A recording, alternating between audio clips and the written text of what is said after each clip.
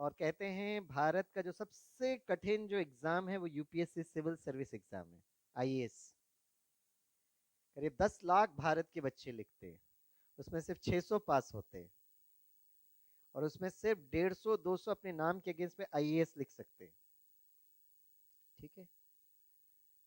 Interview में कौन का सिलेक्शन हो रहा है, कौन का रिजेक्शन हो रहा है, उसका कोई प्रोटोकॉल नहीं है। हाँ, प्रीलिम एग्जामिनेशन में ऑब्जेक्टिव रहता है तो उसको तो क्लियर कट पता चलता है, आपको आंसर शीट भी चाहिए तो दिखा देंगे।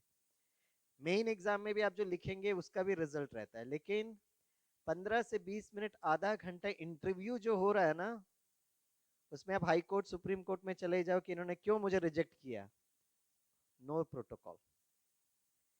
और एक स्टैंडर्ड उद्देश्य वो आपसे, स्टैंडर्ड प्रश्न आपसे पूछेंगे, हर एक से पूछते, आप आईएएस ऑफिसर क्यों बनना चाहते हो। एक है कैसे बनना चाहते हैं और दूसरा है क्यों बनना चाहते हैं। कैसे बनना चाहते हैं, बहुत अच्छे से पढ़ाई पढ़ना, लेकिन क्यों बनना चाहते हैं, अब इतनी सालों की मेहनत, अगर आपने क्यों का सही जवाब नहीं दिया तो ओम शांति, फिर अगले साल फिर लिखो एग्जाम। ठीक है ना। तो इस जीवन रूपी यात्रा में ये लक्ष्य और उद्देश्य बहुत क्लियर होना चाहिए। एक लक्ष्य तक मैं कैसे पहुंचूं और उस लक्ष्य तक मैं क्यों पहुंचूं भाई, राइट। जब आपका क्यों एकदम क्लियर होता है ना, तो आपके अंदर वो जुनून आ जाता है, एक दीवानगी आ जाती है, इसको इंग्लिश में पैशन कहते हैं। ठीक है ना। तो बताइए, अगर मैं आपसे पूछूं आपका लक्ष्य क्या है और आपका उद्देश्य क्या है। एक एक लौकिक लक्ष्य हो सकता है, लौकिक उद्देश्य हो सकता है, क्योंकि हम सभी बाबा के बच्चे हैं। तो आध्यात्मिक लक्ष्य क्या है और उसके पीछे उद्देश्य क्या है, तो जीवन में ये अगर क्लियर होगा ना तो बहुत इजी हो जाएगा, रास्ता बहुत इजी हो जाएगा। कि जीवन में जब उथल पुथल होगा ना तो आपका उद्देश्य आपको शक्ति देगा। ठीक है। तो मैं आपको बताता हूँ, मेरा बचपन से लक्ष्य पता क्या था। मैं बचपन में हिंदी फिल्म बहुत देखता था, तो मेरा लक्ष्य था कि मैं भी पुलिस ऑफिसर बनूं, आर्मी में जाऊं, यूनिफॉर्म पहनूं, राइट, क्योंकि मुझे लगता था वो रियल हीरो हैं। तो जब मैं 12वीं कक्षा में आया तो मुझे बताया गया कि आपको एनडीए का एग्जाम लिखना है, नेशनल डिफेंस एकेडमी। ठीक है। तो मामा कहते नहीं नहीं नहीं, तुम आर्मी में नहीं जाओ, क्यों बलिदान होने जाते वहां पर, मत जाओ मत जाओ जाओ। तो मुझे तो बड़ा जुनून था कि नहीं, मुझे एनडीए ज्वाइन करना है। तो पापा ने कहा मम्मा को, एक काम करो, वो इंजीनियरिंग भी एग्जाम लिखे और एनडीए का एग्जाम भी लिखे। तो मम्मा ने कहा अगर दोनों में पास हो गया तो पापा ने कहा जब दोनों में पास हो गए तब हम सोचेंगे ना, अभी लिखने दो। हम दोनों एग्जाम लिखे, इंजीनियरिंग में पास हो गए, एनडीए में फेल हो गए। मम्मा बड़ी खुश, तेरे को पहले से बोला था ना मत जाने के लिए। अब हमने कहा ठीक है। अब जब हम इंजीनियरिंग कॉलेज में गए, ये मशीन वशीन बिल्कुल हमको नहीं जमा। हमको था देश की कुछ सेवा करना है भाई, यूनिफॉर्म पहनना है।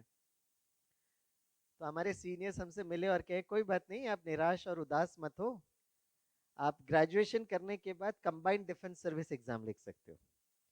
तो 4 साल के ग्रेजुएशन के बाद हमने कंबाइंड डिफेंस सर्विस एग्जाम लिखा। आप बताइए स्वामी भाई, पास हुए या फेल हुए, कुछ बोलते नहीं है।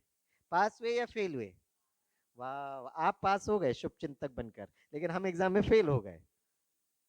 आप सब लोग पास हो गए, पास हो गए, वाह बहुत अच्छा, लेकिन हम तो फेल हो गए। अब हम बड़े निराश और उदास, क्या है भाई हम फेल हो गए, लेकिन अब क्या करें, कुछ कर भी नहीं सकते। ये मैं आपको 95 96 की कहानी सुना रहा, 93 94 95 की बात। और 96 में हमें मुंबई में बाबा का परिचय मिला। और बाबा का परिचय मिला तो हमें मुरली बहुत अच्छी लगती थी। और पहले 2 शब्द ही हमें समझ में आता था, मीठे बच्चे, उसके बाद कुछ समझ में नहीं आता था, लेकिन मीठे बच्चे बड़ा अच्छा लगता था, क्योंकि आज तक किसी ने मीठे बच्चे बोले ही नहीं हमको। हम दौड़ भाग कर आते थे मीठे बच्चे सुनने के लिए, फिर थोड़ा बैठते थे फिर निकल जाते थे। एक दिन दीदी ने कहा क्यों निकल जाते हो, मैंने कहा कोई मुझे कुछ समझ में नहीं आता है। बोला अरे बैठना चाहिए ना, अंत में भी मीठे बच्चे है। मैं कहा अच्छा, हमको तो पता ही नहीं अंत में मीठे बच्चे। बोला हाँ। तो हम मीठे बच्चे सुनते थे, फिर लास्ट में मीठे बच्चे का इंतजार करते थे, बीच में कुछ समझ में नहीं आता था हमें। ये भी धीरे धीरे मुरली क्लास में मीठे बच्चे बोल बोल कर ना थोड़ा बहुत समझ में आने लगा। बस दीदी कहते बस मीठे बच्चे सुनते रहो आप, आपको सब समझ में आ जाएगा। तो रस चढ़ने लगा। तो 6-8 महीने के बाद मुरली में एक बहुत अच्छी पॉइंट आई। और बाबा ने मुरली में कहा, बच्चे अब रूहानी सैनिक हो, स्पिरिचुअल सोल्जर। वाह, उस दिन इतना नशा चढ़ा। हमने कहा वो आर्मी तो रिजेक्ट किया, लेकिन बाबा ने हमें सेलेक्ट कर लिया। और फिर हमेशा मुरली के बाद सब लोग बाबा के कमरे में जाते ना, तो हम उस दिन मुरली क्लास के बाद बैठे रहे। और जब सब लोग चले गए तो मैं देखा कोई, भाई सब लोग चले गए, फिर धीरे से बाबा के कमरे में गए, बाबा को सामने देखा, फिर इधर उधर देखा, कोई देख तो नहीं रहा है, और बहुत प्यार से बाबा को ही सलूट किया और कहा, बाबा आज हम आपसे आर्मी में ज्वाइन करते हैं, you are the supreme commander and I am sub lieutenant Swaminathan reporting sir. तालियां कौन बजाएगा?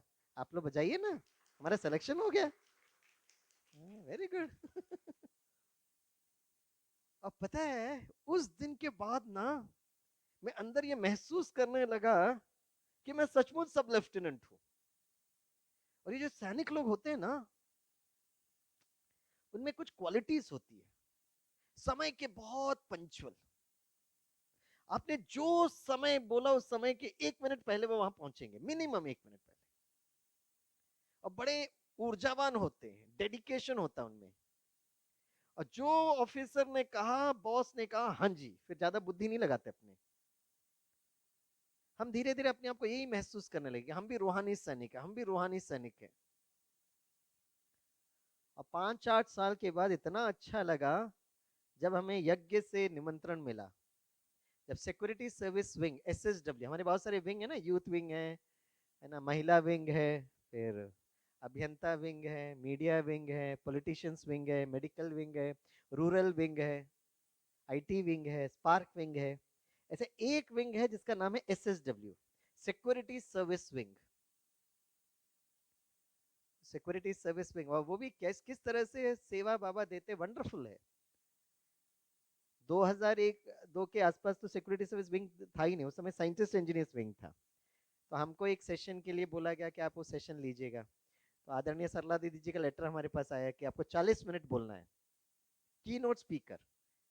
जो पैरेलल सेशंस होते हैं ना, तो उसमें हमको एक सेशन मिला। तो हम एकदम बायोडाटा लेकर पहले ही से तैयार हो गए। जैसे हॉल में पहुंचे, छोटा सा जो स्पार्क, जो बहुत सारे है ना हॉल होते हैं ना ज्ञान सरोवर में, तो उसमें प्रोग्राम था। हम पहुंच गए तो देखा पूरा रूम खाली पड़ा है, बस कुर्सी, खाली कुर्सी है। हमने कहा भाई टाइम तो बोला था, ये कोई दिख नहीं रहा है। अब हम एकदम टाइम के पक्के। कुछ समय के बाद अशोक गाबा जी आए। उस समय अशोक गाबा जी साइंटिस्ट इंजीनियर्स विंग में थे, क्योंकि उस समय सिक्योरिटी सर्विस विंग नहीं था। तो जैसे ही वो आए तो हमको तो पता था ये अशोक भाई साहब है, और उसमें प्रोग्राम के चार्ट पे भी लिखा था कि वो कोऑर्डिनेटर हैं प्रोग्राम। तो मैंने कहा ओम शांति। बोला हाँ जी ओम शांति। मैं कहा मेरा नाम स्वामी भाई है, आज मैं की नोट स्पीकर हूँ। इससे बोला अच्छा बायोडाटा लाए हो? मैं कहा हाँ जी। ये बोला लेटर भी दिखाए कि सरला दीदी का लेटर आया, ये मेरा बायोडाटा है। तो मुझे पूरा ऊपर से नीचे देखा और देखकर बोला कितना मिनट बोलोगे? मैं कहा भाई साहब वो दीदी का तो लेटर है 40 मिनट। अरे क्या 40 मिनट बोलोगे? तो पिछले वाला फैकल्टी इतना बोला, डिले हो गया है, आप लोग बहुत ज्यादा बोलते हो। मैं कहा ठीक है भाई साहब कितना बोलना है? बोला 10-12 मिनट बोलना। हमने कहा हाँ जी। और थोड़ी देर बाद लोग सब आए, और जैसे उन्होंने इंट्रोड्यूस इंट्रोड्यूस किया, जैसे मेरे हाथ में माइक मिला, 12 मिनट में मैंने ओम शांति कर दिया। और अगर नजदीक बैठा तो धीरे से कहते इतना जल्दी क्यों बंद किया? मैं कहा भाई साहब आपने बोला 12 मिनट। बोला BK का 12 मिनट 40 मिनट होता है, इतना जल्दी खत्म कर दिया, की नोट स्पीकर है।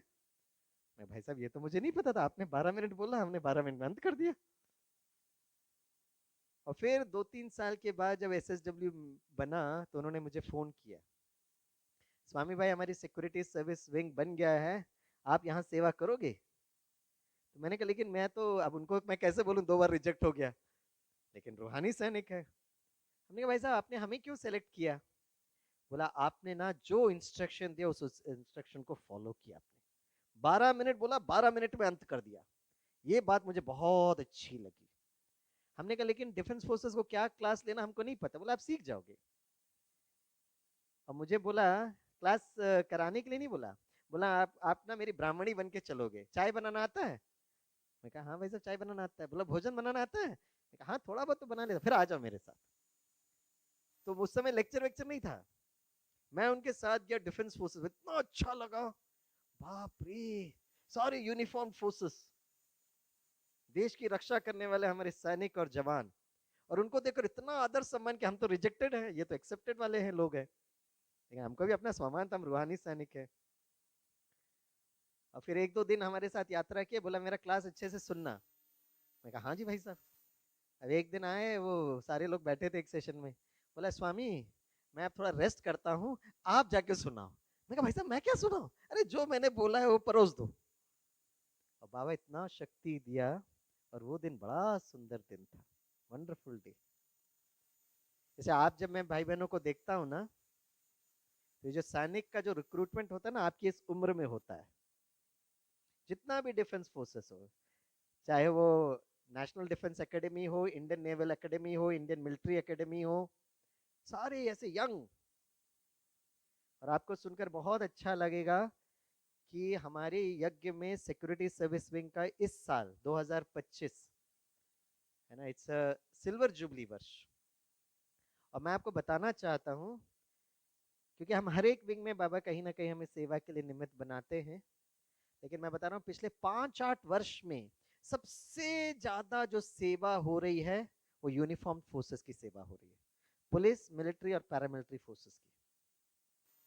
क्यों हो रही है? क्योंकि बाबा ने कहा है बच्चे, अंतिम समय इतना हलचल होगा समाज में, इतना हलचल होगा कि गवर्नमेंट को पुलिस, मिलिट्री, पैरामिलिट्री की सहायता लेनी पड़ेगी।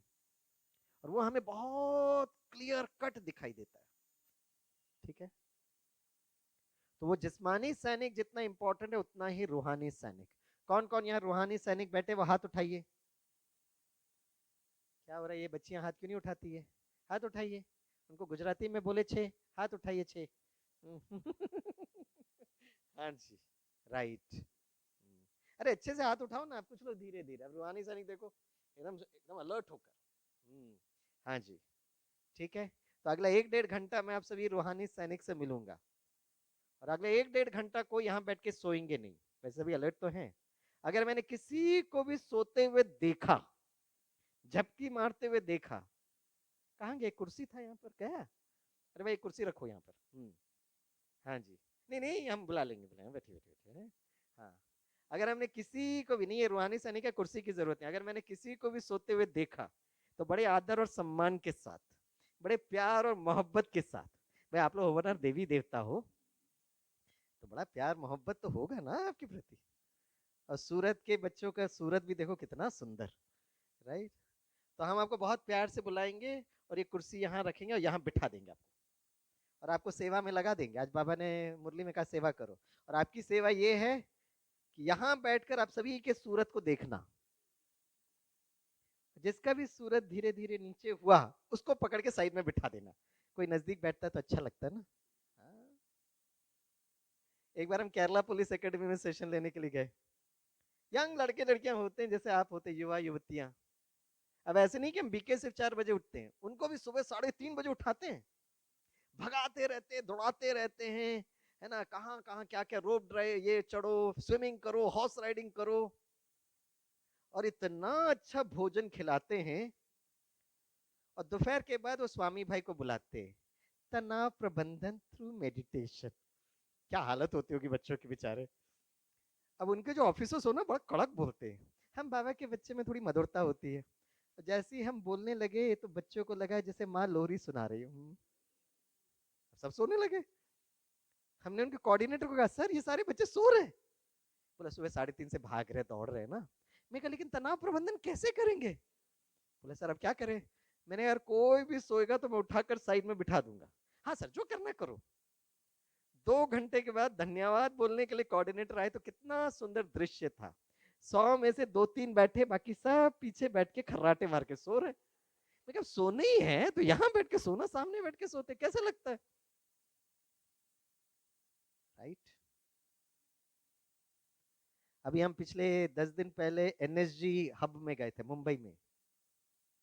एनएसजी का फुल फॉर्म क्या है बताएं? It is national security guards, black cat commandos. जब मुंबई तनाव में था ना, जब मुंबई जल रहा था, जब ताज जल रहा था, तो मेजर उन्नी कृष्णन वो हेलीकॉप्टर से नीचे उतरता हुआ दृश्य, वो दृश्य तो हम मुंबई कर कभी भूल ही नहीं सकते।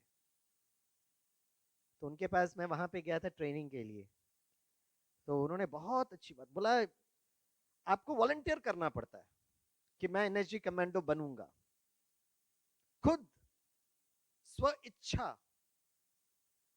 और इतना टफ ट्रेनिंग देते हैं। ऐसा ऐसा मैंने देखा वहां ट्रेनिंग।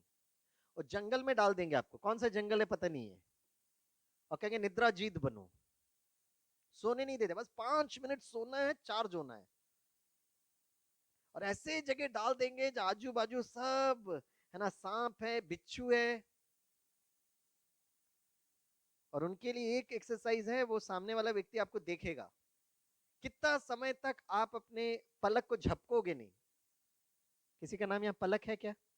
क्या बात है, देखिए। हाँ, ये तो पास हो जाएगी, है ना? हाँ, very good, right, very good. तो ऐसे ही बोलते हैं, बस देखते रहो, 1 सेकेंड पलक नहीं झपना चाहिए। और एकदम सामने दृष्टि। किसी का नाम दृष्टि है? कौन है? अरे बाबा, ये पलक भी है, दृष्टि भी है, बाप रे, कैसे आ गई? बहन, ओहो, फिर नयन भी होगी कोई। बस देखते रहो कितना समय तक आप उस कंट्रोल, कहते हैं ये जो पलक झपकना इस इनवॉलेंट्री, कंट्रोल मैकेनिज्म नहीं है। हाथ को हम उठा सकते हैं, हाथ को कर सकते हैं, लेकिन पलक तो अपने आप झपकता है। लेकिन वो कमांडोज को कहेंगे बस देखते रहो, झपकना नहीं चाहिए। इस प्रकार की ट्रेनिंग होती है, इस प्रकार की ट्रेनिंग। तो हम भी कोई कम नहीं है, हम सारे विश्व की रक्षक। चलो, हमको हट्टियों की तो नहीं बनना है, लेकिन एटलीस्ट हमारे अंदर इतनी शक्ति है। और जब ये एनएसजी कमांडोज, ये स्पेशल सर्जिकल स्ट्राइक बनते हैं, और आजकल बहनें भी जुड़ सकते हैं, you can become an NSG commando, you can become an SPG, you can become a special force officer.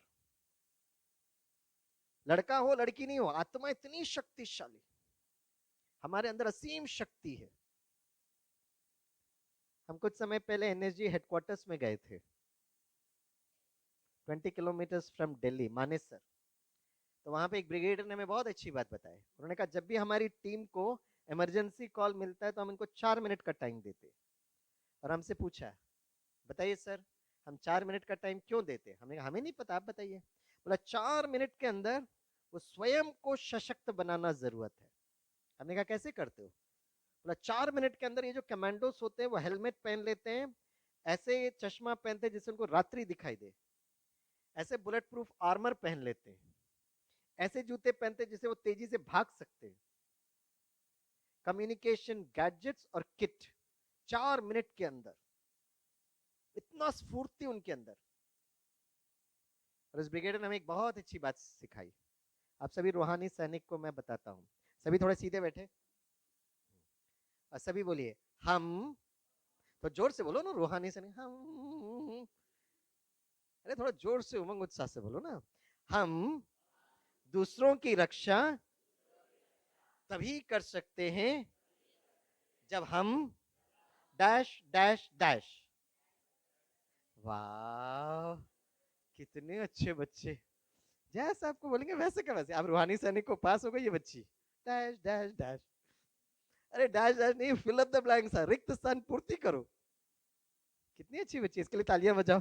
100% follow करती है। सामने बैठकर। हाँ बोलिए। हम दूसरों की रक्षा तभी कर सकते हैं जब हम डैश डैश डैश, क्या बोलना है? हाँ, स्वयं सुरक्षित है बोलना चाहिए ना सामने बैठकर। हाँ, तो अभी हम फिर से बोलेंगे, डैश डैश डैश मत बोलना, जब हम स्वयं सुरक्षित हैं। सभी बोलिए, हम दूसरों की रक्षा तभी कर सकते हैं जब हम डैश डैश डैश। हाँ, स्वयं सुरक्षित है, राइट। तो खास बाबा की तरफ से मैं आपको एक संदेश देने के लिए आया हूँ। हमें आप जैसे रूहानी सैनिक की बहुत जरूरत है। जिस्मानी सैनिक बनो नहीं बनो कोई हर्जा नहीं, लेकिन रूहानी सैनिक बहुत जरूरत है। प्लीज,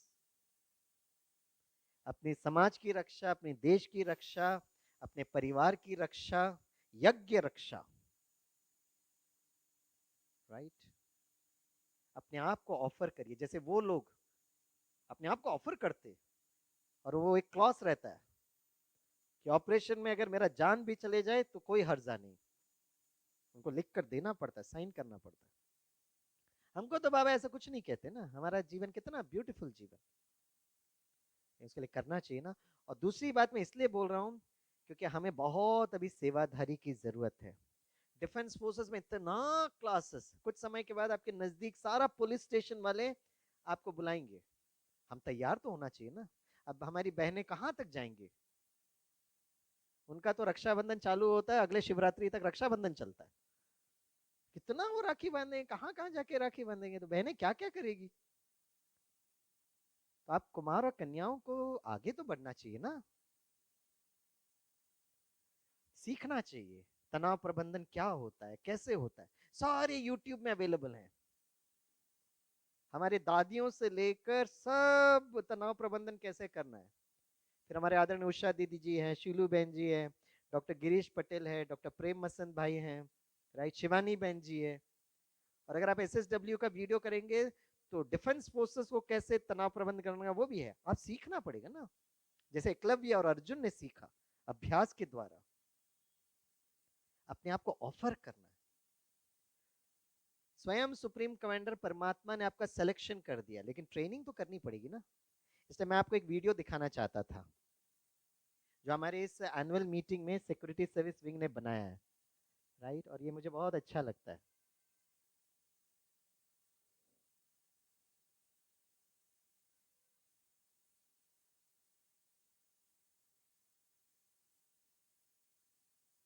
इसको जरा रक्षा करिएगा, ये क्या है, नींबू पानी नहीं, हाँ उसको रक्षा करिए, वो ठक करके गिरेगा। हाँ, रुकिए, हाँ मिल गया मिल गया मिल गया मिल गया मिल गया, हाँ दिख रहा है।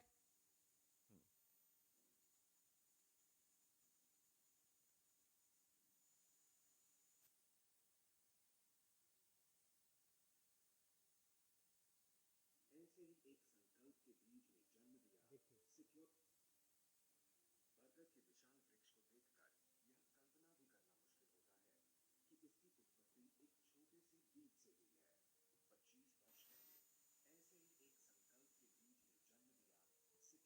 दिया सिक्योरिटी सर्विसेज विंग को। 2001 में पहला कार्यक्रम ज्ञान सरोवर में हुआ। मात्र 20 सुरक्षा कर्मियों ने इसमें भाग लिया। ऐसा लगा कि अध्यात्म और मानसिक शांति की ये शिक्षाएं सुरक्षा बलों को स्वीकृत नहीं होंगी, लेकिन ये आपको सुनाई दे रहा है आवाज? ये माइक को यहाँ रखिए, इसे बाप दादा के साथ साथ इसको शक्तिशाली आत्माओं की छत्र छाया और मार्गदर्शन प्राप्त था, जैसे अचल दीदी, शुक्ला दीदी, कमला दीदी और अशोक राबा जी। एसएसडब्ल्यू के 25 वर्ष में कैसे यह छोटा बीज एक विशाल वृक्ष का रूप ले सका, आइए देखें। एक, उस पहले कार्यक्रम में कई लोगों ने सोचा कि कोई नहीं आएगा, लेकिन आज स्थिति यह है कि कोई खाली स्थान नहीं रहता, हाउसफुल का बोर्ड लगाना पड़ता है। दो, पुलिस में तो आप कार्यक्रम कर सकते हैं, लेकिन पैरामिलिट्री में यह मुश्किल है, और मिलिट्री में तो यह नामुमकिन है। लेकिन आज सभी अर्धसैनिक बलों में अनेक प्रोजेक्ट्स सफलतापूर्ण संपन्न हुए। Army, navy, air force, coast guard में भी देश भर में कार्यक्रम हो रहे हैं। 3, फोर्सेज में जाकर कार्यक्रम करा पाओगे, लेकिन वे आपके पास अर्थात आबू में नहीं आएंगे। ऑफिशियल रूप से कोई भी फोर्स इसे स्वीकार नहीं करेगी, लेकिन वास्तविकता सबसे ज्यादा प्रतिभागी इस विंग में ऑफिशियल ड्यूटी पर ही आते हैं।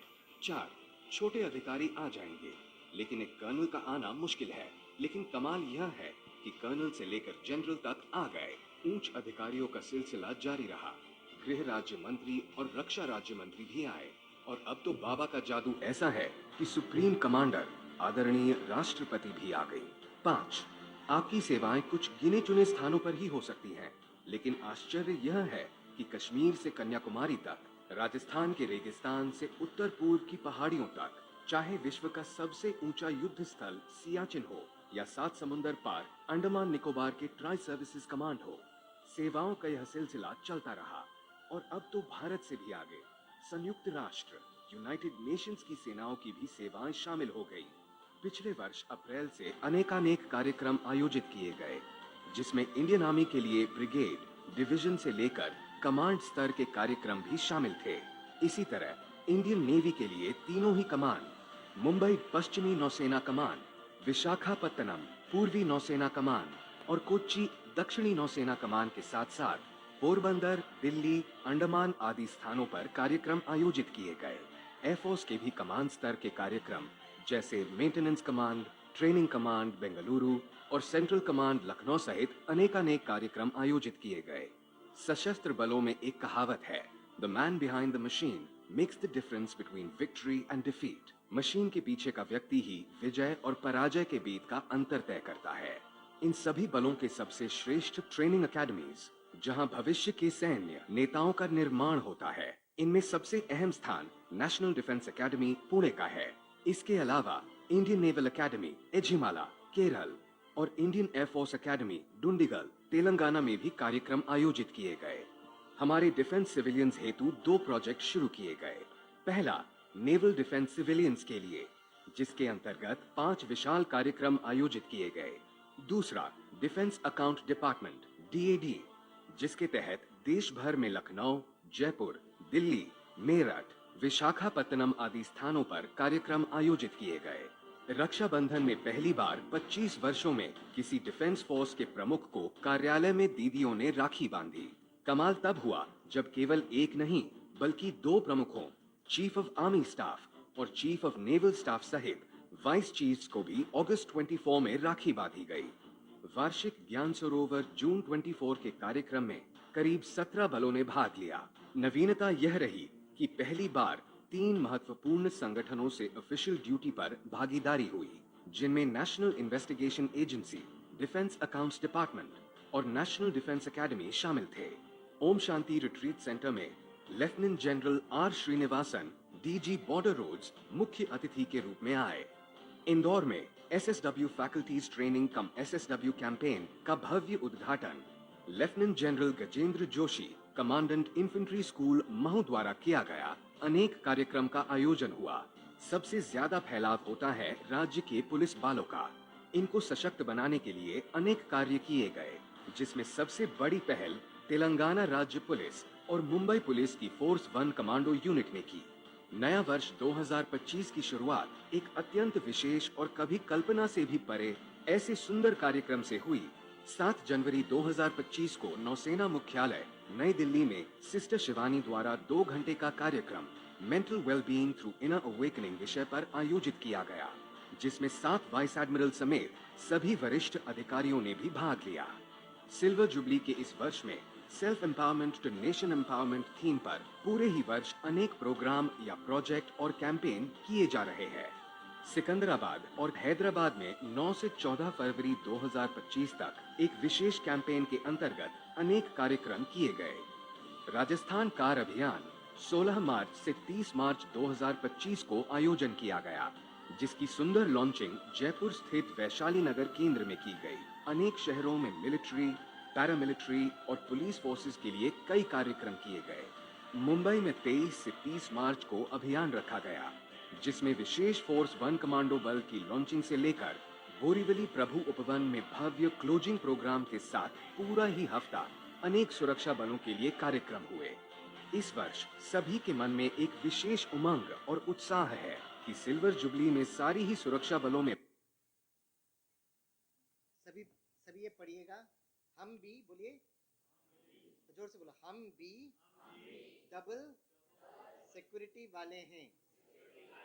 निमित्त और निर्माण बनने से सफलता तो है ही।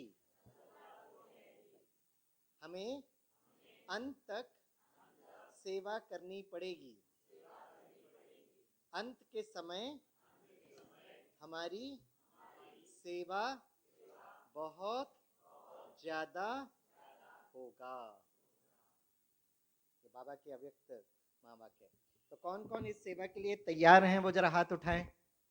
हाँ, क्या सेवा करेंगे? सकाश देंगे, बस घर में बैठे। हाँ। एक तो रूहानी सैनिक एकदम स्ट्रांग बनना है, और दूसरा अपने आप को ऑफर करना है। बाबा को पहले जाकर ऑफर करना है कि बाबा मैं तैयार हूं। और मैं पूरे भारतवर्ष में ट्रैवल करता हूँ। हमारे इतनी बड़े बड़े सेंटर्स बनते हैं, लेकिन हमारे समर्पित भाई बहनें आते नहीं है। उनको लगता है इतना काम होगा यहाँ पर, बाप रे, सुबह से शाम तक क्या क्या क्या काम होगा, भाई हम घर में बैठे रहे। वो एनएसजी कमांडो के हिसाब से यहाँ पे थोड़ा बहुत सेवा होती है, बाबा का ज्ञान सुनाना होता है, थोड़ी स्वच्छता रखनी पड़ती है, और हम छोटी छोटी बात में डर जाते हैं। मुझे याद आता है सन 2003-4, जब हम बाबा के करीब 8-9 वर्ष हुए थे, हमारी पूरी महाराष्ट्र के, तेलंगाना के जो सबसे बड़ी दीदी है ना, संतोष दीदी ने एक दिन मुझे बुलाया। बोला स्वामी भाई आपसे बात करनी है। हमने कहा क्या बात करनी है बताइए दीदी। बोला आपके लिए एक सेवा का ऑफर है। हमने कहा कौन सी सेवा है। बोला हमको नवी मुंबई म्युनिसिपल कॉर्पोरेशन एक गार्डन दे रहा है, तो वो गार्डन हमको दे रहा है क्योंकि मुंबई में जगह बहुत छोटी होती है, हॉल वॉल बड़ा महंगा होता है, सेंटर भी बहुत छोटे थे, फ्लैट में चलता है सेंटर्स, राइट। तो बोला हमको एक अच्छा जगह चाहिए था जहाँ पर हम अपना दिवाली, रक्षाबंधन, पब्लिक प्रोग्राम कर सके, भट्टियाँ कर सके। तो नवी मुंबई म्युनिसिपल कॉर्पोरेशन 2.5 एकड़ का जमीन दे रहा है। हम जमीन लेने को तैयार हैं, लेकिन हमको कुछ भाई चाहिए जो वहां रहकर समर्पित होकर सेवा कर सकते। तो आप तैयार हो। तो बोला फिर जैसे हम हाँ ना सोच रहे थे, क्योंकि उस समय हम कॉलेज में पढ़ाते थे, तो बोला एक काम करो, 1-2 दिन का टाइम दीजिएगा, आप सोच कर हमें बताइएगा। तो हमने बाबा के पास जाकर पूछा बाबा क्या करना चाहिए, और हमने गिरीश भाई से भी डिस्कस किया। संगम युग पर अपने आप को ऑफर करना कितनी बड़ी बात है। कुछ लोगों ने हमको थोड़ा सा डराया भी, अरे आप तो कॉलेज में प्रोफेसर हो, अब गार्डन में माली का काम करेंगे, कैसा लगेगा। हमने कहा इसमें क्या बात है। बोला नहीं, फिर बोला अगर आप गार्डन में रहोगे तो जिंदगी भर गार्डन में अटके रहोगे। अरे आप तो जहाँ जा चाहिए जाके सेवा कर सकते थे हो। उस समय हम करते भी नहीं थे, हम तो कॉलेज पढ़ाते थे, बस मुरली सुनते थे, पढ़ाते थे। तो हमने कहा नहीं ठीक है, ये सब तो ठीक है, लेकिन अगर बाबा की तरफ से हमको निमंत्रण मिला तो हम हाँ हाँ क्यों नहीं करेंगे। और दूसरा दिन दीदी के पास गए, दीदी हम तैयार हैं। और 2.5 एकड़ का जमीन मिला हमें। अब दीदी ने कहा 2.5 एकड़ का जमीन में आपको भोजन भी वहीं बनाना है, एक छोटा सा कमरा बांध के दे दिया। और फिर धीरे से बोला ये पूरा 2.5 एकड़ का मेंटेनेंस भी आपको ही करना है। मैं कहा बाप रे, अब भोजन भी मैं बनाऊं, माली का भी काम करूं, और इसका फाइनेंस का भी काम करूं, मैं कैसे करूं। देखो जब आप बाबा से जुड़ते हो ना, तो बाबा इतना सुंदर आपको आइडिया देता है। तो मैं अपने स्टूडेंट्स को अच्छे से पढ़ाता था, मैकेनिक्स है ना, उस समय मैं टीचर था ना, और उनको मैं कहता था, मैं बिल्कुल बच्चों को डांटता नहीं था। और फिर मैं कहता, मैं देखो बिल्कुल आपको डांटा नहीं, ज़्यादा तकलीफ भी नहीं दिया, तो आप मुझे गुरु दक्षिणा देंगे ना। हाँ सर बताइए क्या गुरु दक्षिणा देना है। अंगूठा मत मांगना। मैंने कहा तेरा अंगूठा लेकर मैं क्या करूंगा। बताइए। बोला गुरु दक्षिणा मैं कहता था एग्जाम अपियर करने के बाद, रिजल्ट के पहले इस बगीचे में आना, मैं एड्रेस लिख देता हूँ, वहां धरती है ना माँ को रक्षा करने के लिए एक पौधा जरूर लगाना। बस इतना सा मैं पूछ रहा हूँ, कौन सी बड़ी बात पूछ रहा हूँ। हाँ जी सर, हाँ जी हाँ सर।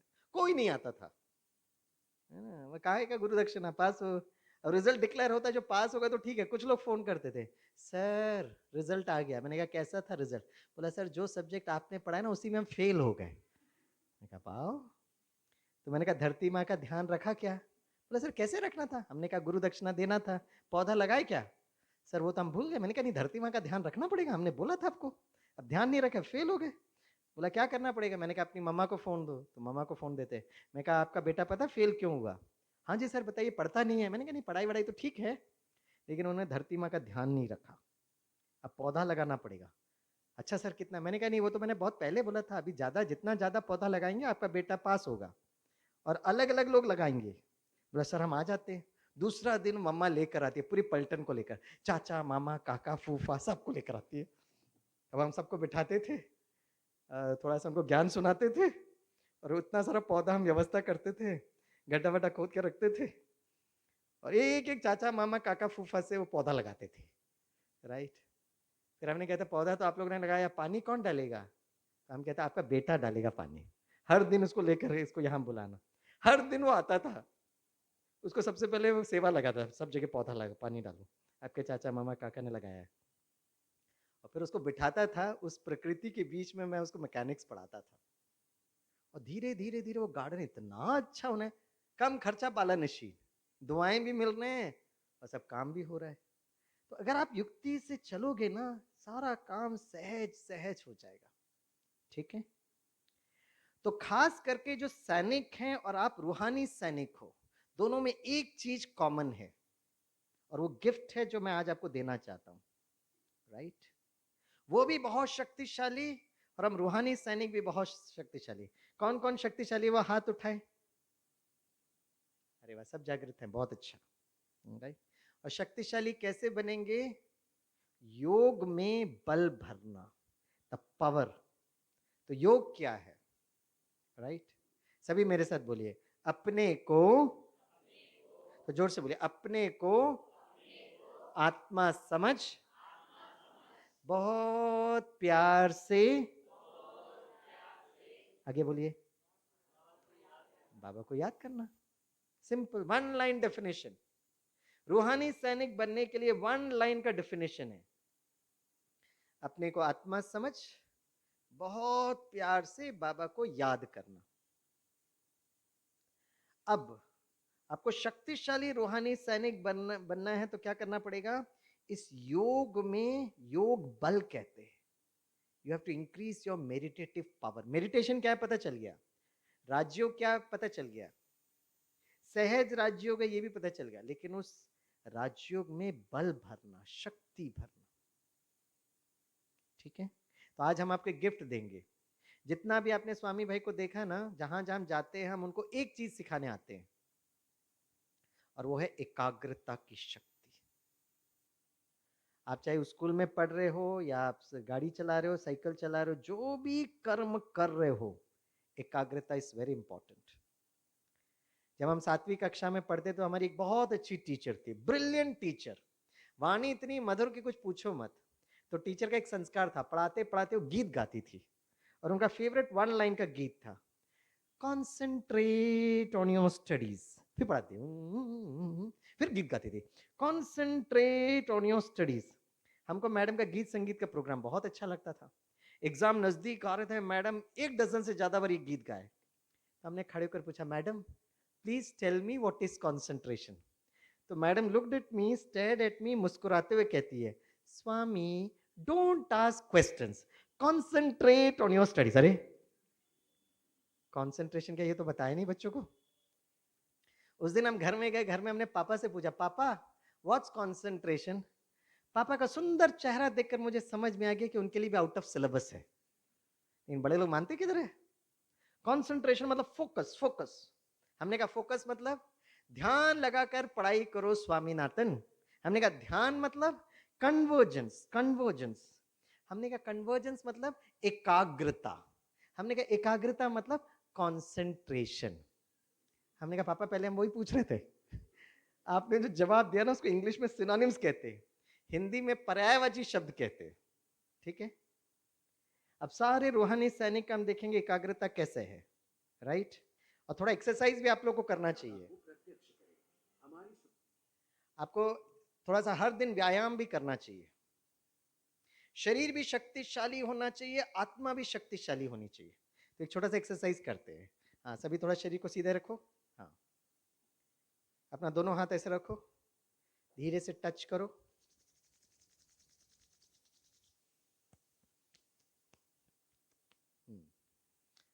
राइट, और एक दूसरे को देखो, दृष्टि दो।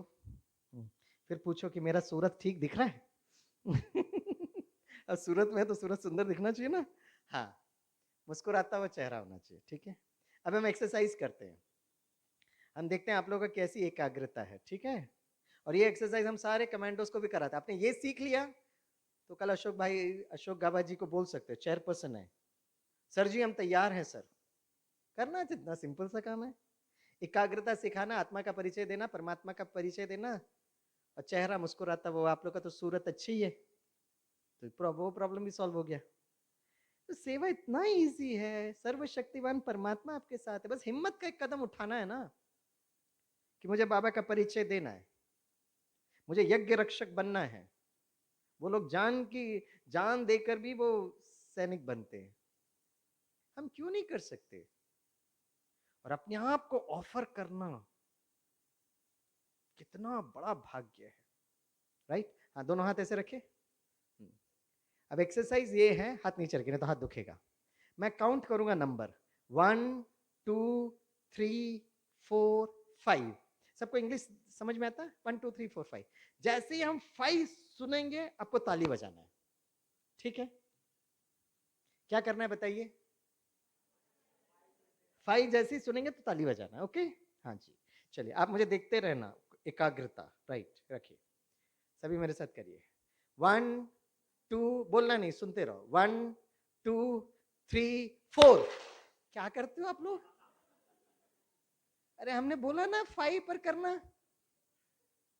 अब इनको 1 2 3 सिखाना पड़ेगा। चलिए भाई, आप थोड़ा एकाग्र हो ना, मुझे ध्यान से देखो ना। हाँ, 1 2 3 4 6। क्या करते बच्चे? लग तो नहीं रहा एलकेजी यूकेजी वाले? एलकेजी यूकेजी में भेजना पड़ेगा आपको। एक काम करिए, आंखें बंद करिए। अब फिर करते हैं। 1 2 3 5। हेलो हेलो, 5 5 5 5 नहीं बोला मैंने, उनकी तो गाड़ी चालू हो गई। हाथ रखिए। हाँ, 1 2 3 4 3।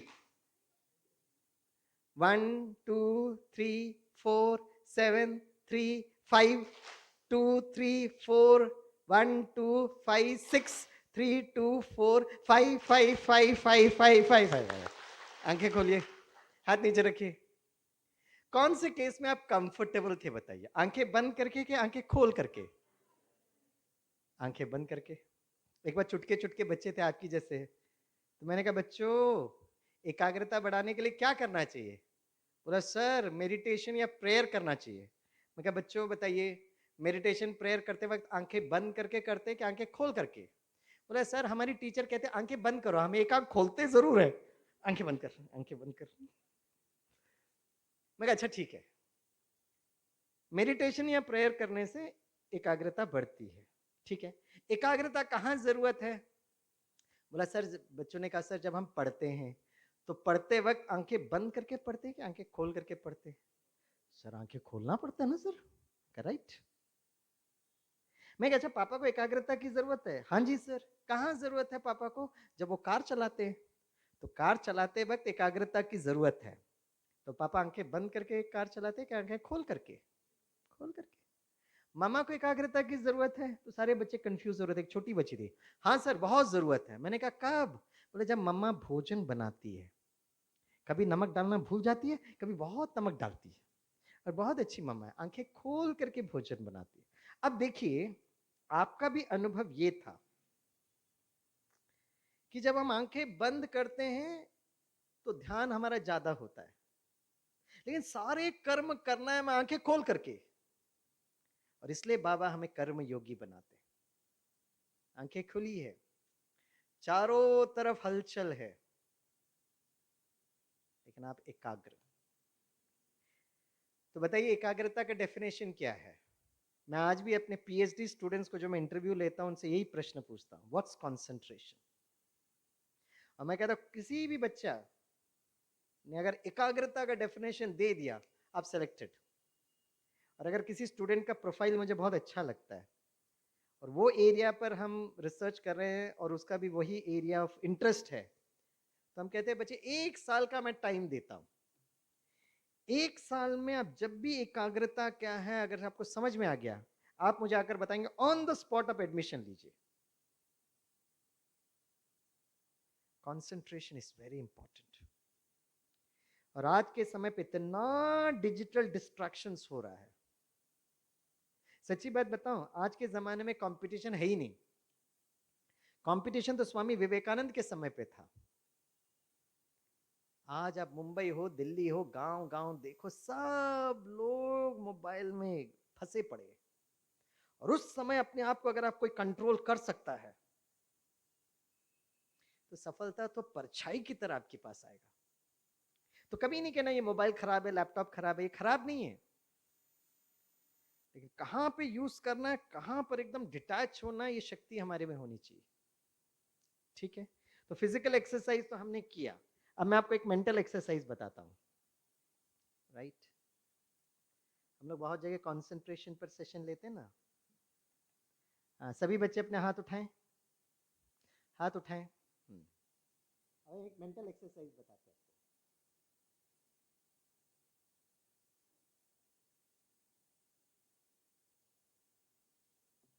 हाँ जी।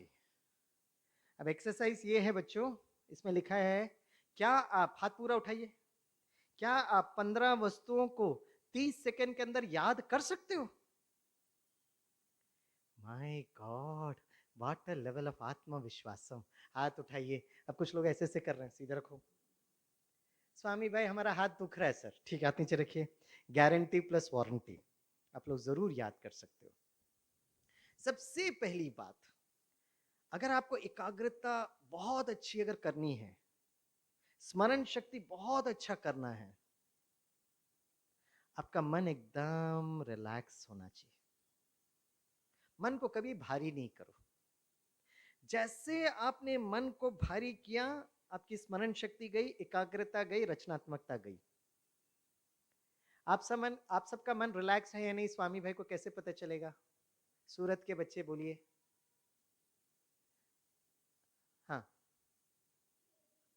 अरे वाह, चेहरे से अच्छा शब्द तो सूरत है ना। हाँ, तो हमारा सूरत देखकर, face is the index of your mind. हमारा चेहरा हमारा मन का दर्पण है। तो आपका चेहरा कैसा होना चाहिए?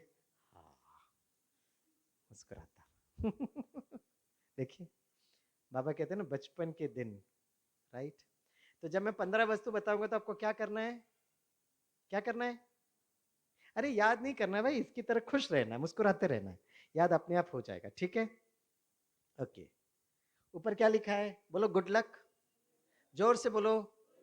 अरे डराओ नहीं ना, अपने आप से बात करो, थोड़ा प्यार मोहब्बत से बोलिए, एग्जाम लिखने वाले आप हो। प्यार से बोलिए गुड लक, और प्यार भरिए। हाँ ये ठीक है। नीचे क्या लिखा है? किसके लिए बोल रहे हैं? हाँ, वैसे भी आपने हाथ उठाया कि आपको याद रहेगा, ठीक है? बोलिए, सभी बोलिए फोटो फ्रेम। जोर से बोलो, photo frame, scooter, window, butterfly. Butterfly को गुजराती में क्या बोले छे? हाँ, पतंगियो, ठीक है। स्नेक, तलवार, sword. Michael Jackson, sofa, gold, tiger, chocolate, pot, pot अर्थात बर्तन, ट्यूबलाइट, पैरेट, कीज, चाबी। अब 15 में से मैं उनसे पूछूंगा जिनका चेहरा एकदम गंभीर है, लेकिन मुस्कुराता हुआ चेहरा को तो छोड़ दूंगा। ये मेरे बहुत पुराने संस्कार है। मैं अपने मुंबई के बच्चों को पढ़ाता हूँ, जैसे पीछे मुड़ता हूँ, मेरे बच्चे आजकल बड़े बुद्धिमान हो गए। Sir, happy sir, smiling sir, cheerful sir, right. हाँ, ये बच्ची इधर आ जाए, इसका चेहरा बड़ा मुस्कुराता हुआ है, इसे आपसे तो नहीं पूछूंगी, इधर आ जाए। इधर आ जाए। क्या नाम है इस बच्ची का? है गोपी। वाह, श्री कृष्ण कहाँ कहाँ ढूंढते हैं आपके लिए। वो चेयर लेकर आ, इधर बैठ, इधर इधर इधर। थोड़ा सेवा करेगी गोपी? हाँ, सेवा ये करना है गोपी बहन, इन सभी को आप देखना है। अगर बैठना, आप इन सभी को देखना है।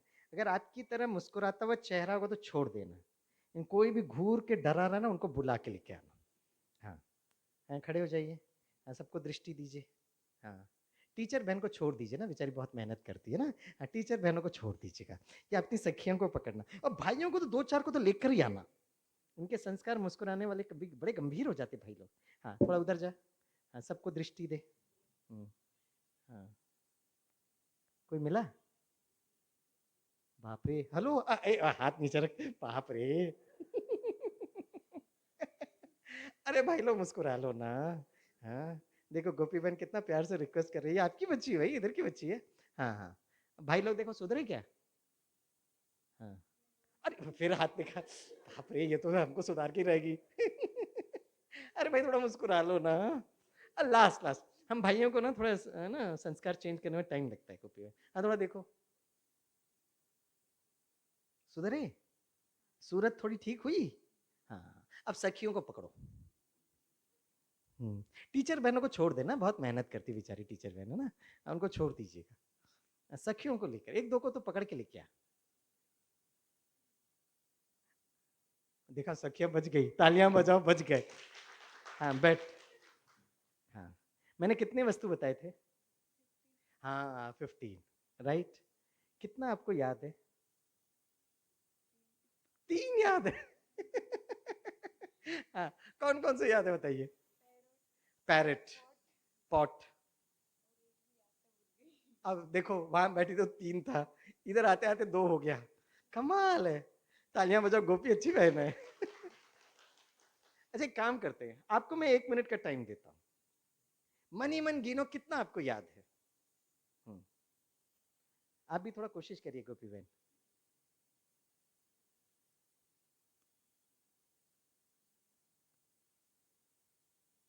2 से गाड़ी आगे बढ़ रही है? नहीं बढ़ी? हाँ हाँ हाँ, ठीक है, हो गया। किसी को 5 याद होगा, किसी को 7 याद होगा, किसी को 10, 12, 15, ठीक है। हाँ गोपी बहन जाके बैठिए। ओके। अब याद की शक्ति को बढ़ाने के लिए क्या करना है? 2 फैकल्टी यूज करना है, क्योंकि बाबा कहते हैं मोस्ट इंपॉर्टेंट सब्जेक्ट इज स्मृति, याद। तो 2 फैकल्टी, एक है मन और दूसरा है बुद्धि। तो मन का काम है संकल्प करना और बुद्धि का काम है उसका चित्र बनाना। ठीक है? तो जब शिव बाबा ने भी ब्रह्मा बाबा को ज्ञान दिया तो बैठ के सुना नहीं, साक्षात्कार कराया, चित्र दिखाया। ढिशुम ढिशुम हो रहा है तो बाबा डर गए, बस बंद करो बंद करो। फिर उसके बाद एक बहुत सुंदर दुनिया।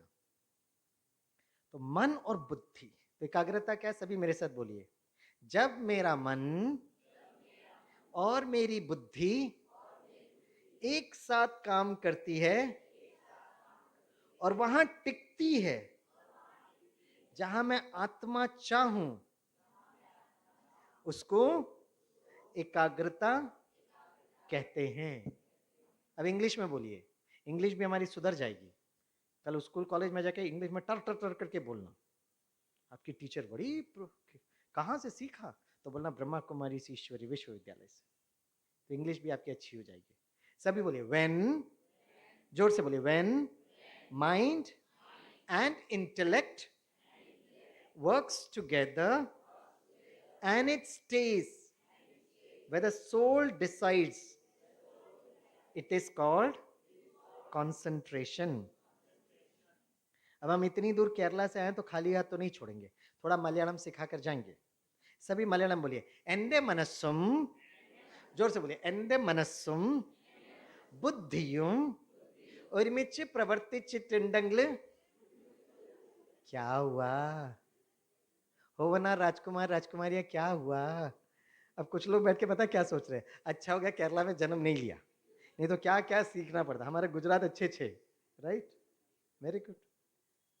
लेकिन ये आत्मा के जन्म जन्मांतर की कहानी, आत्मा कोई भी जन्म कहीं पर भी जन्म ले सकती है। अभी यहां बैठकर अगर आप बहुत खुशी से अगर मलयालम बोलेंगे तो कोई ना कोई जन्म में केरला में आप एक अच्छे परिवार में टिंग टिंग टिंग टिंग करके डाउनलोड होंगे। अगर गुस्से से बोलेंगे तो ऐसे ही परिवार मिलेगा। सारा खेल ऑटो मोड पर काम करता है, जीपीएस। जैसे खुशी से बोलिए, एंडे मनस्सुम बुद्धियुम ഒരുമിച്ച്। मुंबई के विद्यार्थियों को मैं मलयालम सिखा रहा था। एक ने खड़े होकर कहा, सर अगला जन्म किसने देखा सर? मैं कहा अगला जन्म छोड़ो, इस जन्म की बात करते। हाँ सर इस जन्म पर ध्यान दीजिएगा। मैं कहा बच्चों, अगर अभी आप बहुत खुशी से अगर मलयालम बोलेंगे तो इस जन्म में, इस गर्मी के छुट्टी में आपके माता पिता आपको केरला घुमाने के लिए लेके जाएंगे। तो पूरी गर्मी की छुट्टी मुंबई का धूल और ट्रैफिक खाते रहना। बोलो क्या विचार है? सर हम बहुत खुशी से मलयालम बोलेंगे। तो बोलिए, एंडे मनस्सुम बुद्धियुम ഒരുമിച്ച് प्रवर्तिचिट्टंडंगल।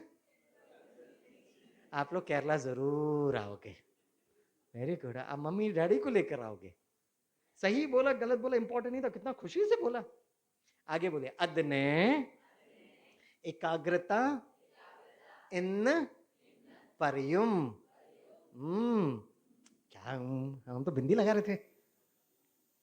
मन अर्थात ऑडियो, बुद्धि अर्थात वीडियो, राइट। जैसे छोटा बच्चा जब एलकेजी में जाता है ना, टीचर उसको पढ़ाती है, ए फॉर एप्पल। बाबा 90 वर्ष हो गए आप बच्चों को समझा समझा कर। अब देखो सचिन के होवना राजकुमार राजकुमारियां। A for apple, A for आत्मा बोलना चाहिए ना, ये एप्पल कहां से उठा के लेकर आए। ए फॉर एप्पल कमाल है। ए फॉर आत्मा हमारा फाउंडेशन है। तो जैसे ही मैडम कहती ए, वो ध्वनि ऑडियो बच्चे के मन में आता है, उसकी बुद्धि चित्र बनाते एप्पल। और मैडम क्या करती है, एक एक्सरसाइज बुक लेती है, 2 कैपिटल लिख कर देती है, होमवर्क फॉर टुमारो, कल 2 पेज ए लिख कर आना। और सारा रात मम्मा बैठ के लिखती रहती ए। जितनी बार हम लिखेंगे उतनी बार वो आत्मा में इंप्रेशन बैठेगा, संस्कार। तो 15 वस्तु बताए थे, तो 15 वस्तु में आपको 3 4 5 6 याद होंगे, क्योंकि वो सिर्फ ऑडियो था। अब क्या करेंगे, इसका वीडियो बनाएंगे और एक चित्र का दूसरे चित्र के साथ योग करेंगे। योग, हमने इंटरनेशनल योगा डे में बच्चों से पूछा, विद्यार्थियों से, बच्चों योग किसने सिखाया। एक खड़े होकर कहता है सर बाबा रामदेव ने। मैं कहा वाह तेरी जनरल नॉलेज तो बड़ी अच्छी है। मैंने कहा पता है आपको योग किसने सिखाया, जब आप क्लास 3rd पर पढ़ते थे, आपकी गणित की टीचर आपको योग सिखाती थी बड़े प्यार से, बच्चों 2 योग 2 कितना 4, वियोग अर्थात बिछड़ना, योग अर्थात संबंध जोड़ना। तो मन और बुद्धि को करते हुए एक चित्र का दूसरे चित्र के साथ संबंध। 15 वस्तु बताया था, बहुत मुश्किल था याद करना, लेकिन अगर आप इसका एक चित्र बनाते हो और उसके बीच में एक संबंध जोड़ते हो तो बहुत इजीली आपको याद हो सकता है। देखिए कैसे।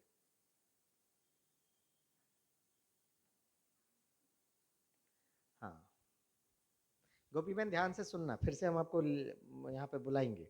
हाँ देखिए, सबसे ऊपर है, बोलिए फोटो फ्रेम, जोर से बोलो फोटो फ्रेम। उसके अंदर स्कूटर, नीचे बड़ा विंडो, आप उसको हिंदी में भी याद कर सकते हो, गुजराती में भी याद कर सकते हैं, खिड़की, और खिड़की से उड़कर आ रहा है पतंगियो, बोलो पतंगियो। उसका जो दोस्त है वो है स्नेक, बोलो स्नेक। स्नेक के मुख में सॉर्ड, बोलो सॉर्ड। भाग रहा है माइकल जैक्सन। छुप के बैठा sofa, sofa is made up of gold, बोलो गोल्ड। उसमें बैठा टाइगर, हाथ में चॉकलेट, सर पे पॉट, उसके ऊपर ट्यूबलाइट, ट्यूबलाइट के ऊपर बैठा पैरेट, पैरेट के चोंच में कीज। अच्छा, अब मैं कुछ वस्तु बताऊंगा, इस 15 में से अगर आपने देखा है तो यस कहेंगे, नहीं देखा तो नो कहेंगे। Here we go. Chocolate, yes बोलो yes. Photo frame, scooter, camera, sofa, gold, elephant, tiger, Amitabh Bachchan, my good friend Rajinikanth, Michael Jackson. कितने ट्यूबलाइट्स थे? सबसे ऊपर नंबर 1 में क्या था? Photo frame. उसमें किसका फोटो था? नीचे क्या था? विंडो से कौन उड़कर आया? बटरफ्लाई का दोस्त कौन था? स्नेक के मुख में क्या था? किसके पीछे भागा? कहां छुप के बैठा? सोफा किसका बना हुआ था? उसमें कौन बैठा था? हाथ में क्या था? चॉकलेट। सर पे क्या था? उसके ऊपर क्या था? ट्यूबलाइट के ऊपर कौन बैठा था? पैरेट। पैरेट के चोंच में क्या था? तो जब मैं कहूंगा 1 तो आप कहना फोटो फ्रेम। 1, जोर से बोलो 1 2 3 4 5 6 7 8 9 gold, 10 11 11 chocolate, 12 13 14 15। सभी अपना हाथ ऐसे रखिए, ऊपर लेकर जाइए, पीठ को थपथपाइए, शाबाश शाबाश, वेरी गुड मेमोरी। पहले 15 वस्तु बता रहा था, मैं देख रहा था कुछ होवन्नार राजकुमार राजकुमारी इसको रट रहे थे। Photo frame photo frame photo frame photo frame scooter photo, ऐसे याद नहीं होता है। और आपकी मम्मा आपको यही सिखाती है, जोर से पढ़, जोर से पढ़, इतनी जोर से पढ़ तेरी आवाज हमें किचन तक सुनाई देनी चाहिए। और हमारे राजकुमार राजकुमारी चिल्लाते हैं, मामा बड़ी ये आनंद में कुछ तो बोल रही है। ये कोई टेक्निक है क्या? चिल्लाना नहीं, एकदम शांत रहना है। आइए दीदी आइए।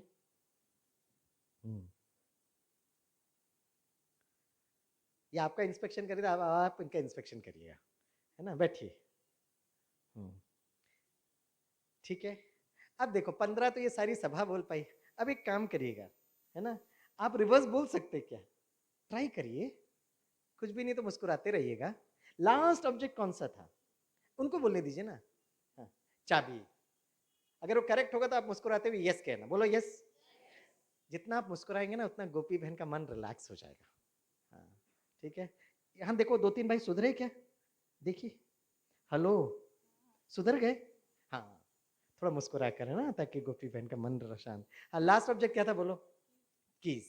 करेक्ट। उसके पहले क्या था? वाह, यस। उसके पहले क्या था? वाह, very good, very good.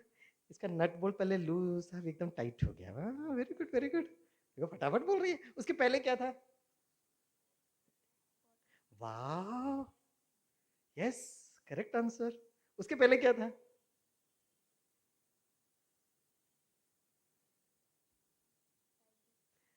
Tiger बोल रही है।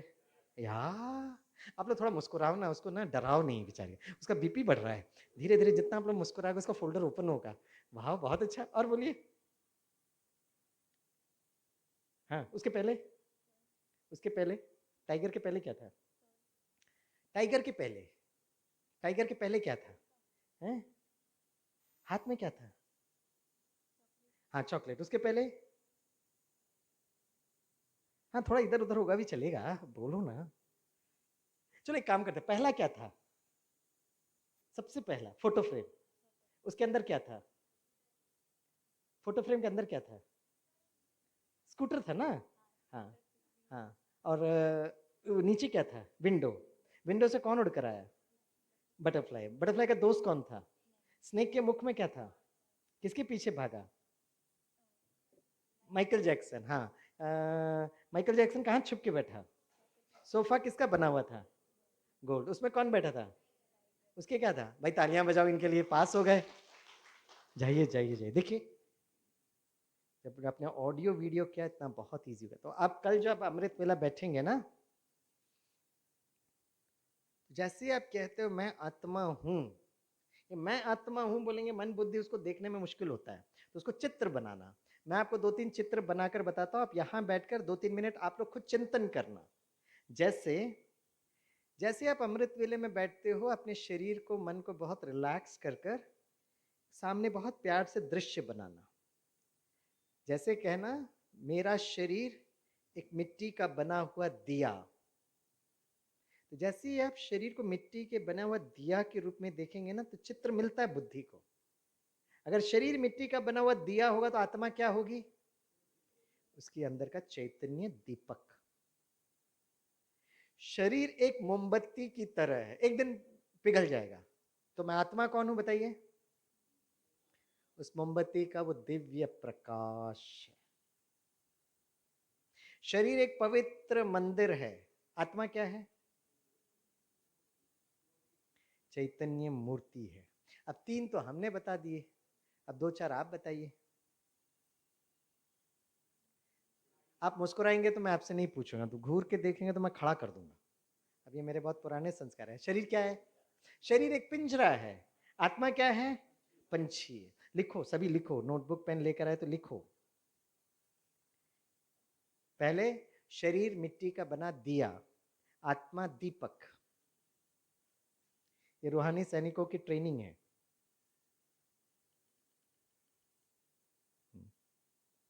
ठीक है।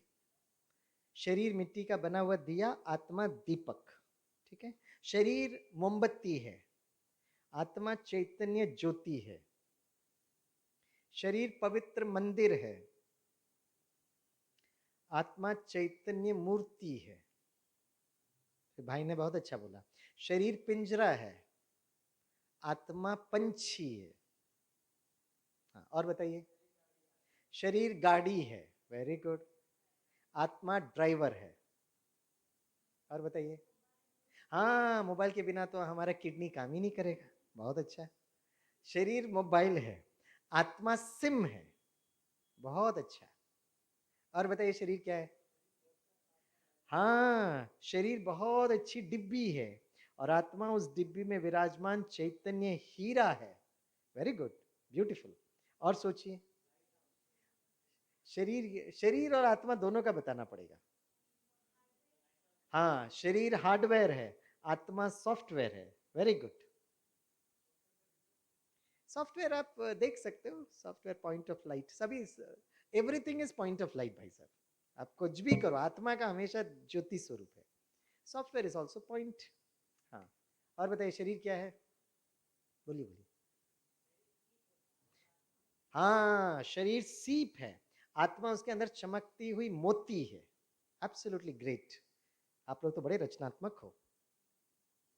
और बताइए। हाँ, शरीर पेन है, आत्मा रीफिल है। वाह, बहुत अच्छा, वेरी गुड। और बताइए। हाँ, बोलिए। शरीर क्या है? बोलिए बोलिए ना, बोलने में क्या हर्ज है? हाँ, उसके पास टू व्हीलर ही होगा ना, तो शरीर स्कूटी है। हैप्पी। और आत्मा कौन है? पेट्रोल। फिर आप बैठने वाले कौन हो भाई? यहाँ पे गाड़ी और ड्राइवर था, स्कूटी हो गई तो पेट्रोल बन गई। तो आपका गाड़ी क्या गैस में चलता है? Very good. हाँ चलो, ये पहली बार देखा है। मेरा शरीर स्कूटी है और मैं आत्मा पेट्रोल हूँ। तो भोजन खाती है तो वो क्या है? गैस। हाँ जी, शरीर स्कूटी है तो आत्मा आप चलाने वाले हो ना बाबू। हाँ, पेट्रोल मत बोलिए ना। चलो बहुत अच्छा। शरीर स्कूटी है और मैं आत्मा स्कूटी चलाए। पेट्रोल मत करो ना, पेट्रोल पेट्रोल कर रहे हो। आप मालिक हो ना। शरीर स्कूटी है, मैं उसमें बैठने वाली राजकुमारी हूं, ऐसे बोलना चाहिए ना। और क्या? हाँ, मालिक हो, आप स्कूटी के मालिक हो। शरीर रथ है, मैं आत्मा रथी हूं। हाँ बोलिए। शरीर दुकान है। अच्छा, मैं सोचा कपड़े वपड़े पे लेके जाओगे। शरीर दुकान है, आत्मा मालिक है। Very good, very good, very good. और बताइए। शरीर वस्त्र है, आत्मा कौन है? धारण करने वाले। कितना अच्छा जवाब है। उस दिन मैं कहाँ प्रोग्राम कर रहा था, स्वामी भाई, एक बहन बोलती है शरीर वस्त्र है, तो मैं पूछा फिर आपको ना, मैं दर्जी हूं।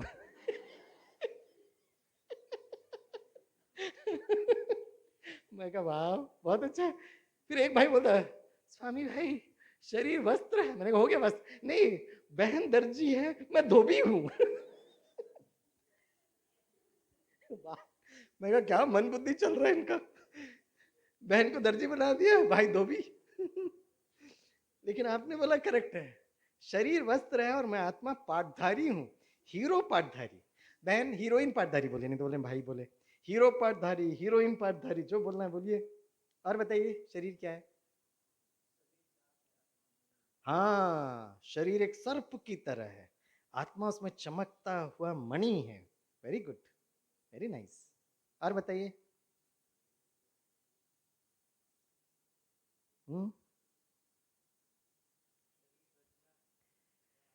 शरीर रचना है, आत्मा रचता है। Very good, beautiful. हम्म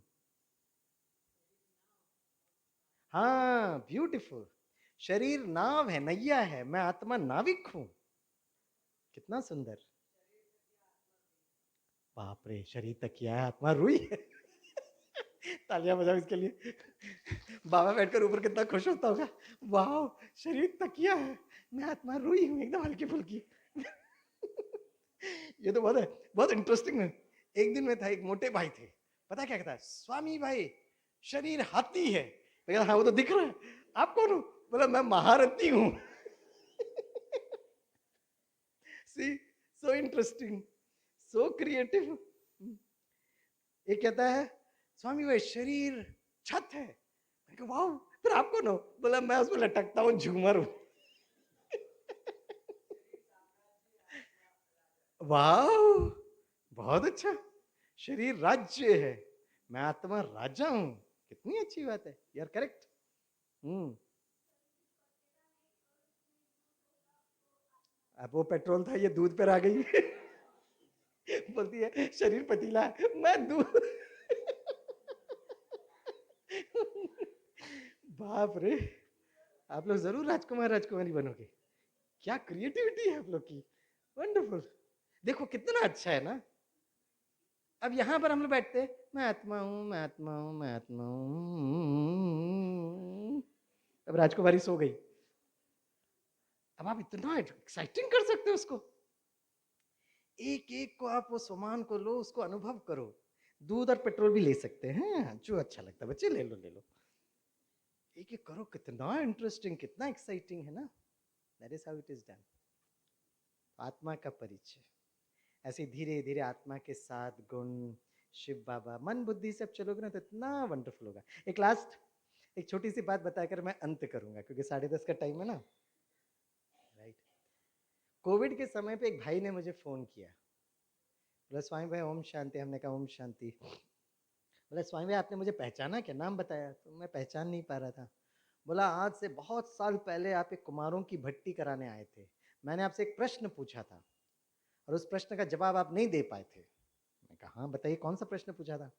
तो बहुत वर्ष पहले हम लोग एक यूथ विंग के प्रोग्राम में गए थे, तो उसमें एक सेशन मैंने भी लिया था, आदरणीय चंद्रिका दीदी जी भी थे। उस समय एक कुमार भाई ने खड़े होकर कहा कि मुझे ये कुमार जीवन बहुत अच्छा लगता है और मैं बाबा का बनकर रहना चाहता हूँ, यज्ञ रक्षक यज्ञ सेवक बनना चाहता हूँ। लेकिन मेरे माता पिता और मेरे रिश्तेदार चाचा मामा काका फूफा डराते रहते हैं कि अभी तो ओम शांति बोल रहा है, लेकिन बहुत वर्षों के बाद जब आप वृद्ध हो जाएंगे तो आपको दवाई कौन देगा। तो बताइए क्या जवाब देना चाहिए उस भाई को, मुझे क्या जवाब देना चाहिए।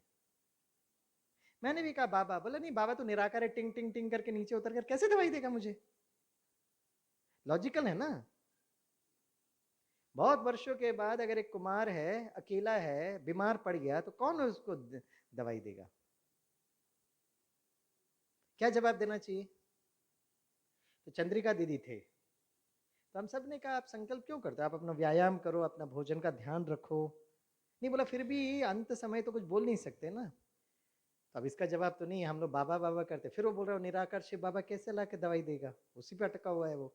तो चंद्रिका दी ने कहा स्वामी भाई आपके मन में भी ये प्रश्न उठा होगा ना, आपके माता पिता भी अपोज किए होंगे, रिश्तेदारों ने सब बोला होगा, तब आपने क्या सोचा जिसके कारण आप बाबा के है ना बन कर रहे कुमार जीवन।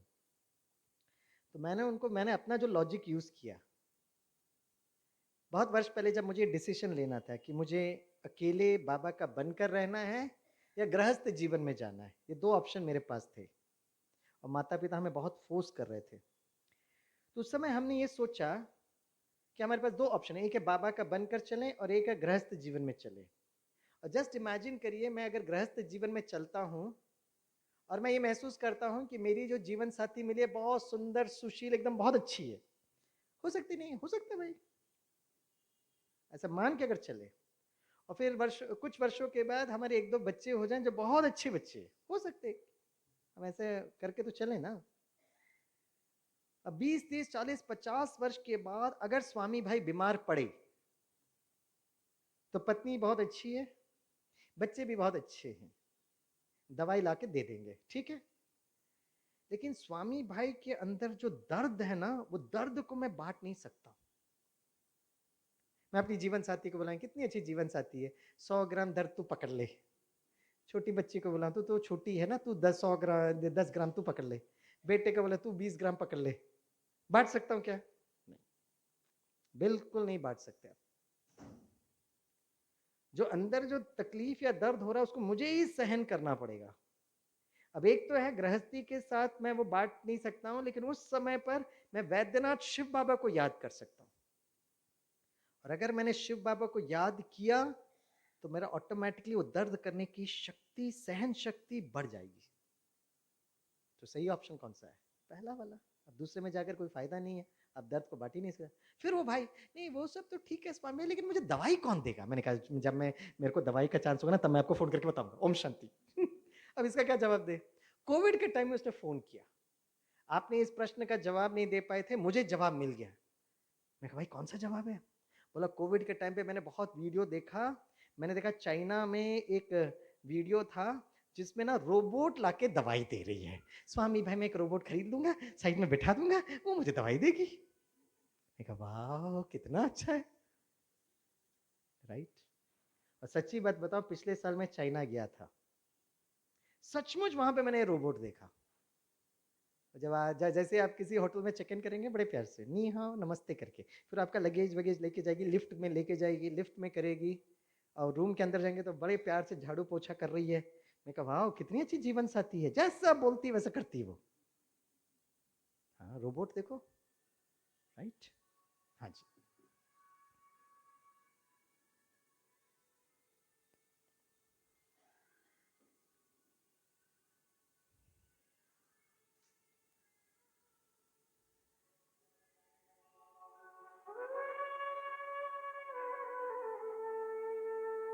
और जब ये गीत बजेगा ना, जो जो गीत के शब्द होंगे ना, उसका आप चित्र बनाते जाइएगा, साथ साथ में ट्रैवल करिएगा। नित्य याद करो शिव को।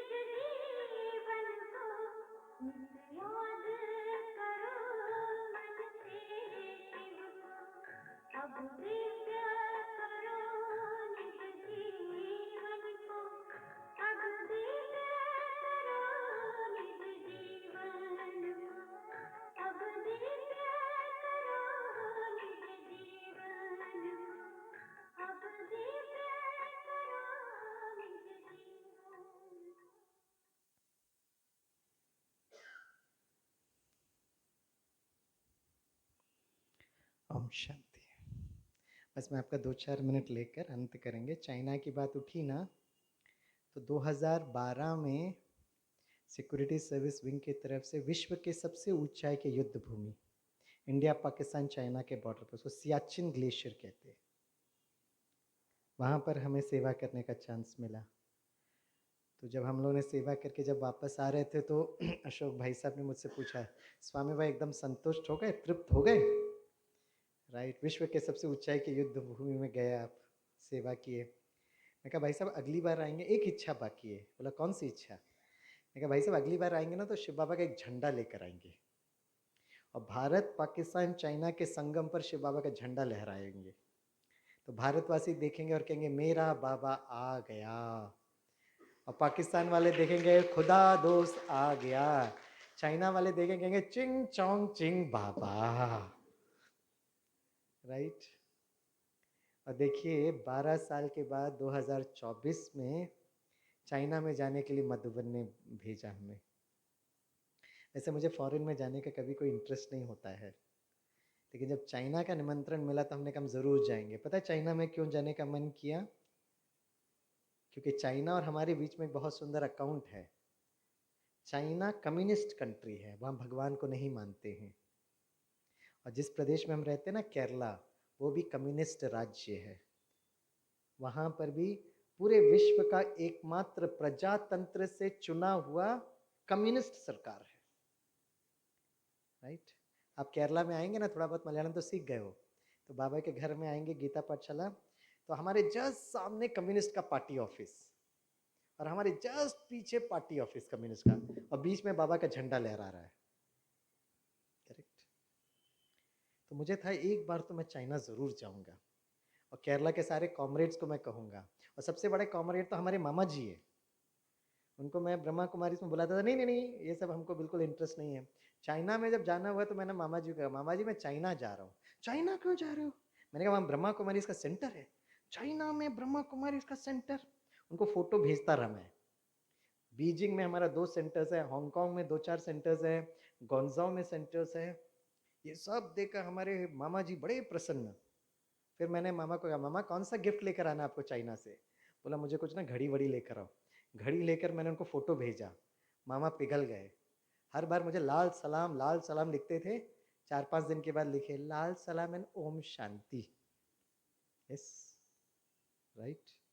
तो एक काम करते हैं, आज मैं आपको जाते जाते चाइनीज सिखाता हूँ। सभी थोड़े सीधे बैठे। हाँ, भारत और चाइना के बीच में युद्ध की स्थिति है, लेकिन हम तो रूहानी सैनिक है ना, विश्व कल्याणकारी। शिव बाबा विश्व कल्याणकारी है, हम बाबा के बच्चे मास्टर विश्व कल्याणकारी। शिव बाबा प्रकृति बेहद में काम करता है।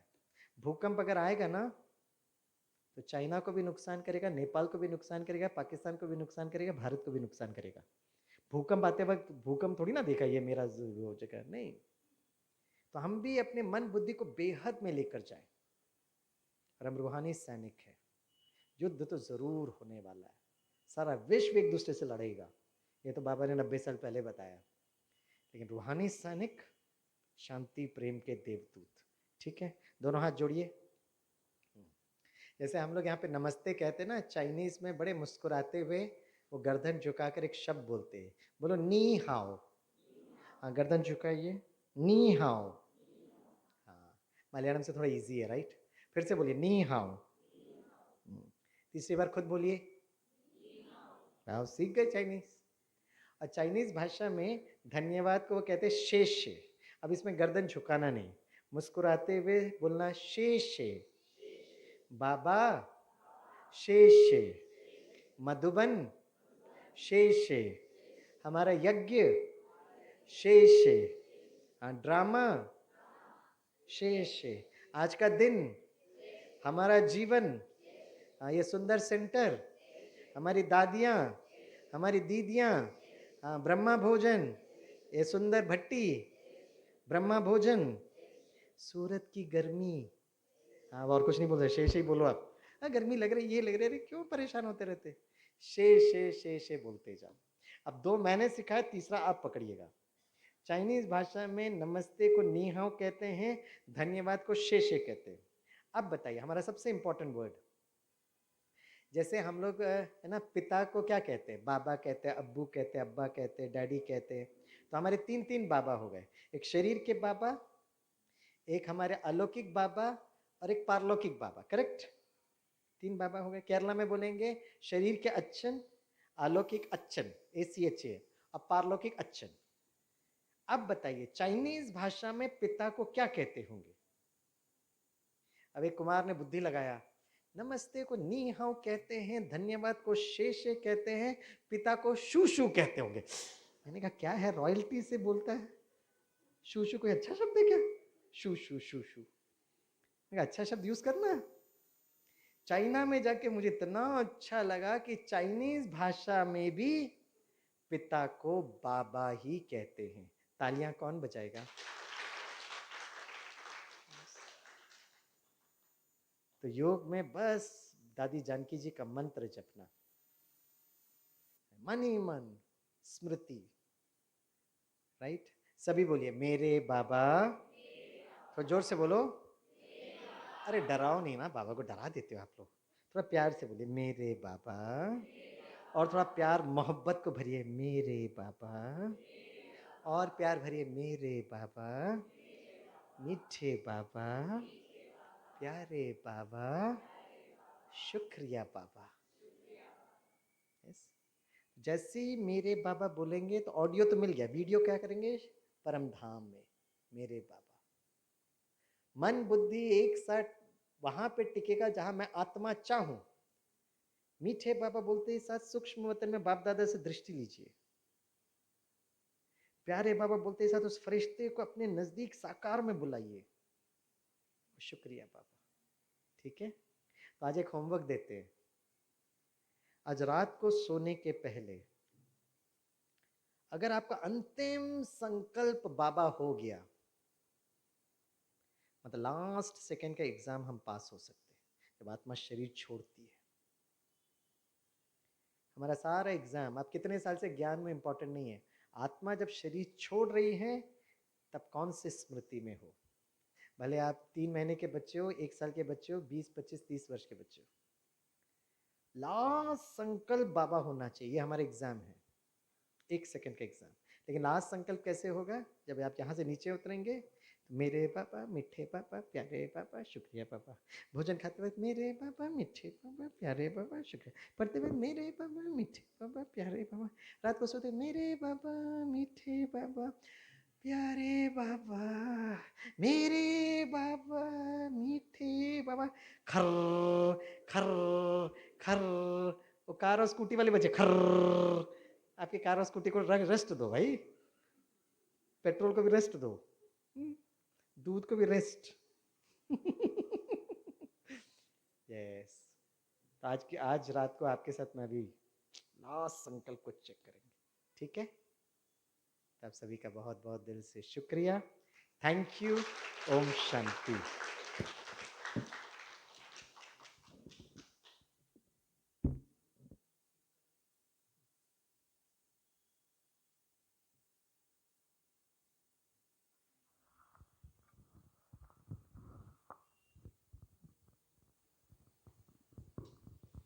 बहुत बहुत शुक्रिया भाई जी आपका। आपको सुनते हुए ऐसा लग रहा था जिस तरह बच्चे बाबा से दिल की बातें करते हैं, ऐसे आज आपने सभी से दिल की रूह रिहान की है। भाई जी आपने बहुत अनोखे तरीके से रूहानी सैनिकों की ट्रेनिंग करके हर एक को रूहानी सेना तैयार करने की प्रेरणा दी है। आपने भाई जी बहुत सहजता से हंसते हंसाते कहानियाँ सुनाते अनुभव सुनाते सुनाते एकाग्रता का पाठ पक्का करा दिया। मन बुद्धि को कैसे यूज़ करें ये समझाया, और कितनी सरलता से मीठी मीठी बातें करके हम सबको ज्ञान की गहराई में ले गए। आपके अनुभवों की बातों ने हम सबको सेवा करने की और यज्ञ रक्षक बनने की प्रेरणा दी है। कैसे हम अपने अंदर की रचनात्मकता को जागृत करें और कैसे हम इसको सेवाओं में यूज़ करें, यह भी बहुत सरलता से सिखा दिया। एक बार करतल ध्वनि से आपका बहुत बहुत शुक्रिया हम दिल से करते हैं। Thank you so much.